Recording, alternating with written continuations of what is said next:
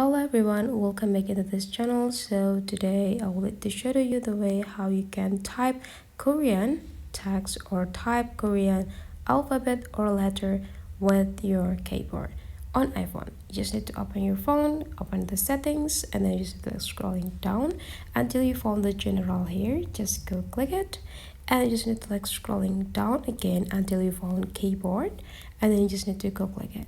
Now if you want to have the Korean characters or alphabet, you just need to go click this keyboard. And now we just need to go click add new keyboard and just search easily here Korean and just go click it. And now you just need to pick either you want to do the standard or 10 key. I want to use this standard one and go click done. And now you just need to go back into home section, and then just need to open the Apple Note maybe to make it simple.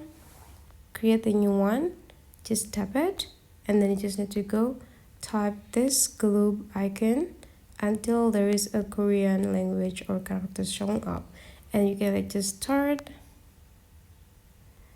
the words that you want to use here. So that is the way, guys, how to learn or how to type with Korean on your iPhone. Hopefully you enjoy this video, and let's move again into other tutorial.